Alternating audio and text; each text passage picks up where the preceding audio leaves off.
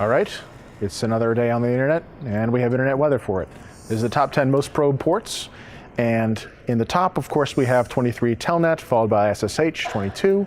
445 is in third place, which should surprise nobody. It has jumped up a little bit, but mostly because we've had some turmoil in the top few in the last week or so. 1433 is MS SQL, 3389 is RDP in fifth, which has actually jumped up 2 slots. 80 moving up 4 spots. 6379 is an interesting one, that's Redis. We'll be talking about that a little bit later. 21 TCP is in 8th place, that's FTP. 1911 is Niagara Tritium AX. I think it's a SCADA protocol for building control. And 443 is TLS. So talking about the most sources probing, and this is slightly different. 445 is up a spot in first place, which is still kind of weird for me to think about, but because 23 TCP is typically always there. But in the last month or so, it's been dethroned. Yeah, but 23 has only been the top for the last 2 years or so. Before that, for 4 years, we probably 445 was up there. So. Yeah, that's true. 23 is in second place. Port 2000 TCP was actually in first place last week. And I really tend to think that some of the IoT botnets that were scanning heavily on 23 were retasked temporarily for 2000. But we can talk about that one a little bit later too. 5431 is kind of interesting. Yeah, that one jumped up 68 spots. But the reason that it did is because there was a certain sudden spike. And we'll talk about that a little bit later too. 80 ICMP is just echo requests, so a whole bunch of ping going on. 5555 is android-adb. It's the debug bridge. 81 TCP is typically an alternate web port. Sometimes we see it in association with webcams, things like that.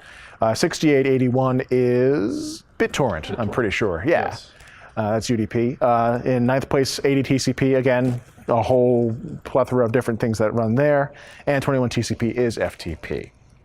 So 23 Telnet is up and down quite a bit. You can see the regular pattern of like a daily cycle there. This is the scan sources.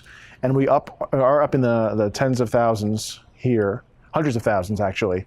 And you can see over the last couple of weeks, there's just been peaks and valleys in general.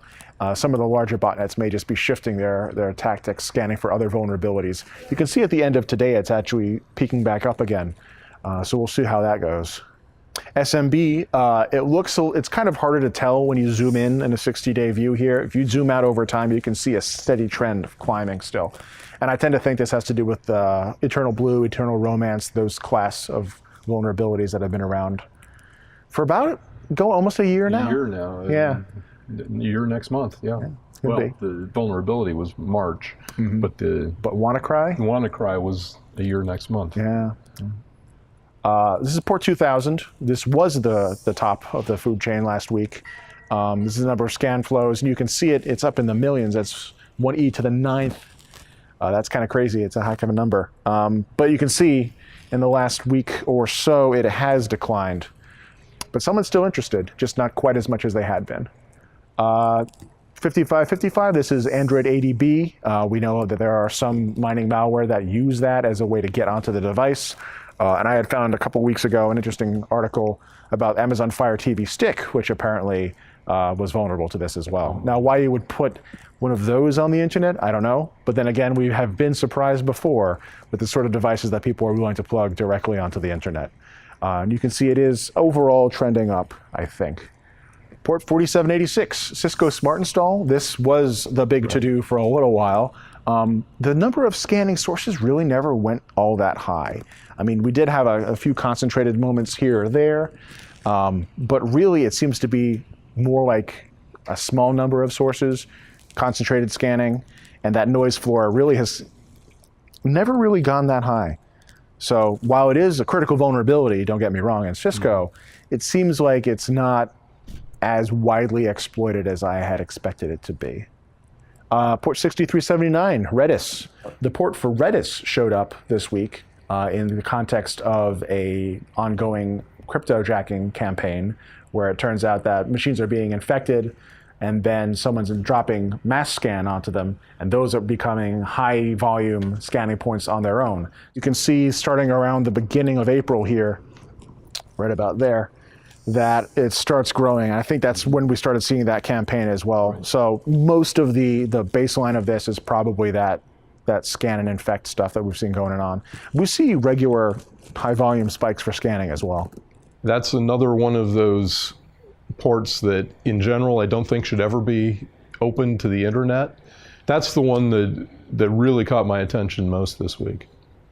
And this is that 5431 that showed up. And the reason that it showed up and jumped so significantly is because there's a very small number of sources. Actually, no, it's not a number of sources.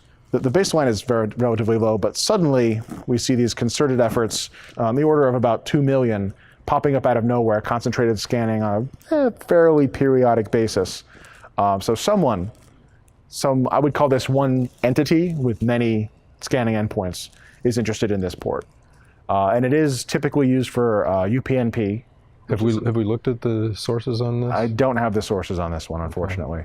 Because that's the kind of pattern that you sometimes see out of some of the research organizations too. Whereas the botnet is always scanning. And it'll tend to decay off more slowly than that. This is instant on, instant off. It's a good point. And that's it for the internet weather.